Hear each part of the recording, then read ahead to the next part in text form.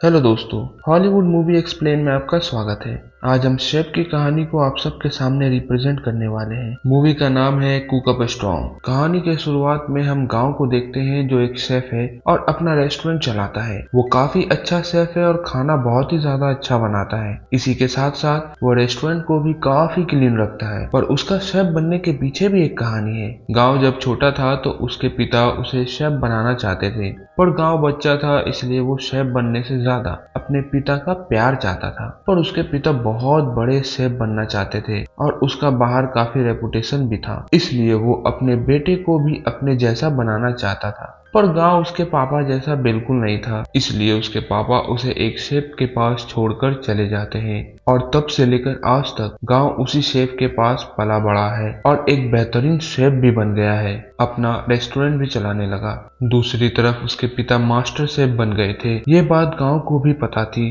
पर वो अपने पिता से इतना नफरत करता था कि कभी भी उससे मिलने की कोशिश भी नहीं की। उसके पिता को भी कोई फर्क नहीं पड़ता था, क्योंकि वो यही चाहता था कि कोई उसके बेटे को उसका नाम ना दे। कहानी शिफ्ट होती है और हमें काफी हैंडसम और आधुनिक तकनीक से खाना बनाने में माहिर शेफ पॉल को देखते हैं, जो फ्रांस में एक रॉयल फैमिली के लिए खाना बनाने का काम करता है। उसका एक सपना होता है, वो अपने देश चीन में अपने पापा के लिए एक रेस्टोरेंट खोलना चाहता है। इसलिए वो कुछ दिन बाद फ्रांस छोड़कर अपने देश चाइना आ जाता है। यहाँ वो एक रेस्टोरेंट खोलता है जो ठीक गांव के रेस्टोरेंट के अपोजिट होता है। एक दिन वो मार्केट में बड़ी फिश खरीदने जाता है, पर फिश सेलर उसे कहता है मेरे शॉप में एक भी बिग फिश नहीं है। वहीं तुरंत बाद गांव आता है, जो कि रेगुलर कस्टमर था। वो बड़ी मछली खरीदने के लिए उस सेलर के पास जाता है, तो वो सेलर उसे आसानी से वो बड़ी मछली निकाल कर दे देता है। पॉल ये देख आग बबूला हो जाता है और सेलर से बहस करने लगता है। सेलर को कोई भी सोल्यूशन नहीं दिख रहा था, तो वो फिश को दो भाग में काट देता है। इसके बाद भी पॉल गांव को गुस्से से देख रहा था। इसके बाद सीन शिफ्ट होता है और हम पॉल के रेस्टोरेंट की ओपनिंग देखते हैं।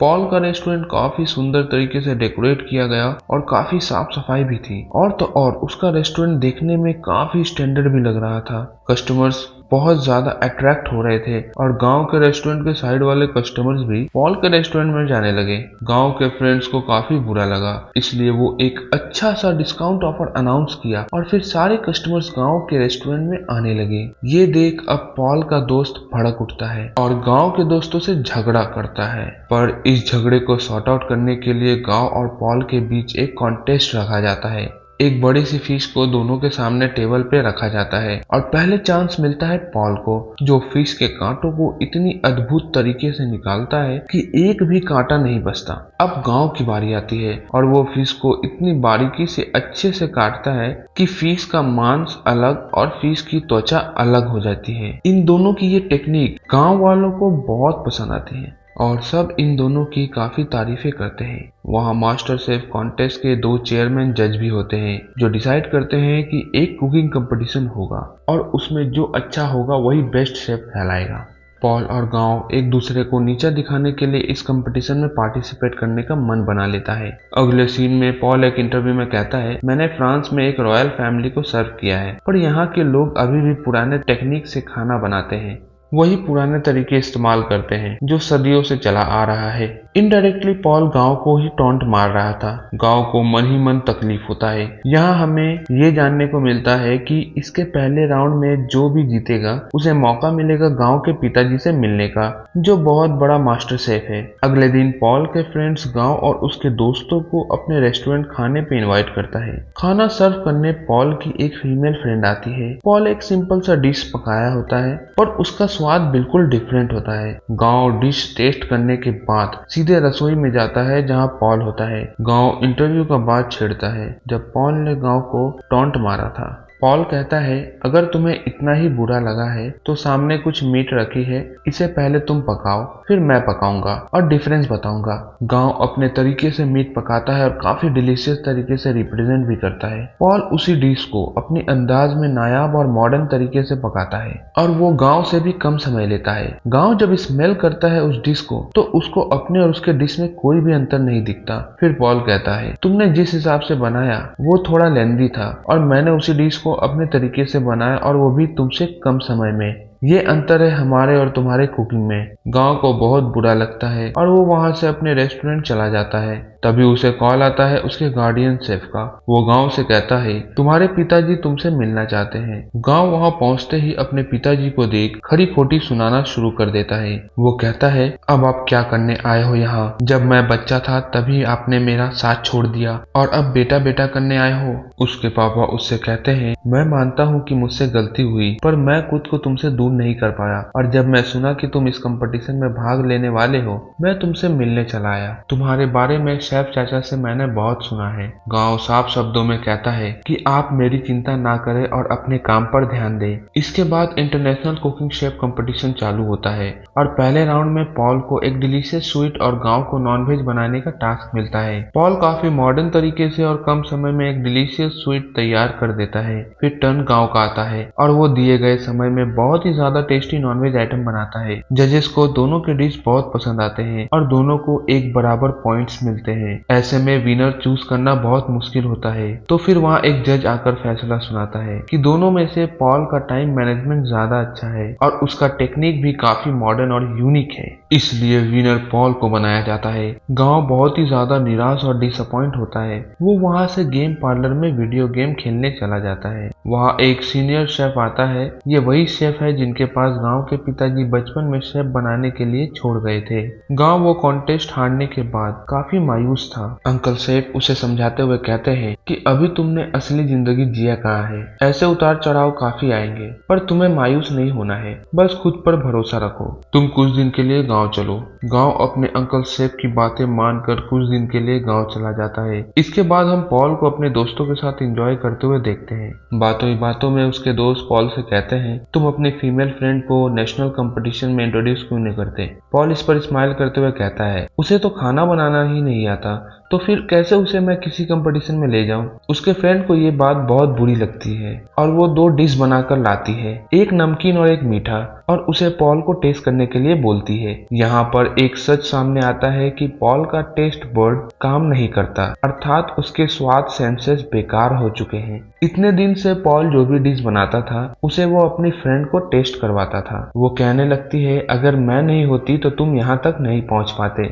इसके साथ साथ यहाँ एक और बात सामने आती है जो पॉल के लिए काफी शॉकिंग था। दरअसल पॉल के दोस्त और उसकी फीमेल फ्रेंड के बीच अफेयर का राज पॉल के सामने आता है। उसका दोस्त उससे कहती है तुम्हें क्या लगता है मैं तुमसे प्यार करती हूँ? तुम बहुत बड़े गलतफहमी में हो। मैं तो बस तुम्हारा इस्तेमाल करके यहाँ तक पहुँचना चाहती थी। पॉल ये सब सुन अंदर से टूट जाता है। वो फिर बाहर आकर शराब पीने लगता है। वहीं से गांव जा रहा होता है तो उसको देख लेता है। वो पॉल को दुखी देख उसके पास आकर पूछता है तुम दुखी क्यों हो? तुम तो कंपटीशन जीते थे ना? पॉल कहता है मैंने तो कंपटीशन जीत लिया, पर इसके चक्कर में मैं अपना सारा कुछ खो दिया। मैं जिससे प्यार करता था वो भी मुझे छोड़कर चली गई। मेरा रेस्टोरेंट भी ले लिया उसने। गांव उसे आश्वासन देते हुए कहता है सामने बैनर पे जो फोटो लगी है उसे ही तुम अपना आइडल मानते हो ना? पॉल उस बैनर की तरफ देखकर कहता है कि मैं इनसे बस एक बार मिलना चाहता हूँ, ये मेरा सपना है। गांव हल्की सी मुस्कान देते हुए कहता है ये मेरे पिता है। पॉल को ये पहले मजाक लग रहा था, पर गांव सीरियस होकर कहता है कि तुम इनको जितना अच्छा समझते हो ये उतने अच्छे नहीं है। इन्होंने बचपन में मेरा साथ छोड़ दिया था क्योंकि मैं इनके तरह शेफ नहीं बन पा रहा था। मैंने अपना पूरा बचपन इनके बिना गुजारा है। ये भले ही आज बहुत बड़े शेफ बन गए हो, पर एक अच्छे पिता कभी नहीं बन पाए। पॉल कहता है जो भी तुम्हारे साथ हुआ वो हम तो बदल नहीं सकते, पर हाँ अभी तुम अपना गुस्सा उतार सकते हो। ये रहा बॉटल, तुम मारो पहले। गांव पहले बियर बॉटल मारता है, उसके बाद पॉल भी बॉटल फेंक कर मारता है। पॉल काफी अच्छा फील करता है। अगले दिन पॉल गांव के साथ रेस्टोरेंट जाता है तो देखता है उसके हरामी फ्रेंड्स उसके रेस्टोरेंट का सौदा कर रहे हैं। पॉल उस सौदे को रुकवाता है। इस पर उसके फ्रेंड्स पूछते हैं कि तुम जो ये डील रुकवा रहे हो, क्या तुमको फिर से कंपटीशन में भाग लेना है? और इस बार भी क्या तुम अपने पुराने फीमेल दोस्त को लेकर जाओगे? इतना बड़ा धोखा खाने के बाद भी तुम्हारी अकल ठिकाने नहीं आई फुद्दू?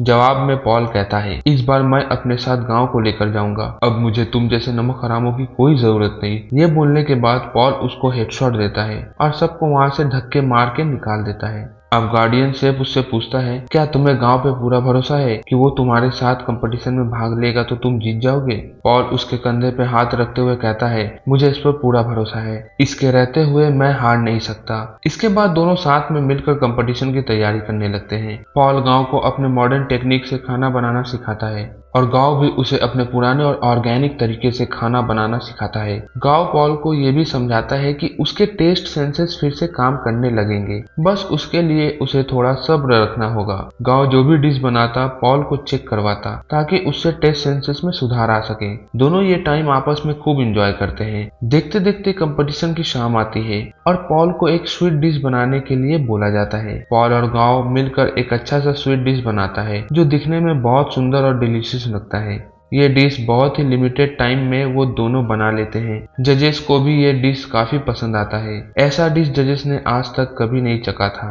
इसी के साथ ये राउंड भी पॉल और गांव जीत जाता है। अब अनाउंस होता है लास्ट राउंड जो कुछ दिन बाद होने वाला है और उस राउंड में पॉल का सामना गांव के डैड से होने वाला है। पर यहाँ कंडीशन ये है कि उस राउंड में सिर्फ एक ही बंदा भाग ले सकता है। तो पॉल गांव से कहता है कि ये राउंड में तुम भाग लोगे और अपने पिता को हराकर साबित करना कि तुम बेस्ट शेफ हो। पर गांव इस बात से इनकार करते हुए कहता है कि मुझसे ज्यादा तुम जितना डिजर्व करते हो, क्योंकि तुम्हारा खाना बनाने का तरीका काफी यूनिक है और तुम औरों के मुकाबले कम समय में बेस्ट डिश तैयार कर देते हो। गांव को लाख समझाने पर भी पॉल नहीं सुनता और कंपटीशन वाले दिन गांव को अपने जगह भेजता है। कंपटीशन शुरू होने के बाद गांव के पिता अपना डिश बनाने में लग जाते हैं, पर गांव वहीं खड़े होकर अपने बचपन को याद करता है। कैसे उसके पिता के छोड़ जाने के बाद बच्चे उसे बुली करते थे, उसको अनाथ भी बोला गया। समय निकला जा रहा था और गांव वैसे ही खड़ा था तो उसके पापा उसके सामने जाकर उसके मुंह पर पानी मारता है। दरअसल कंपटीशन 1 घंटे का था जिसमें अपने मनपसंद का कोई भी डिश बना सकते हो।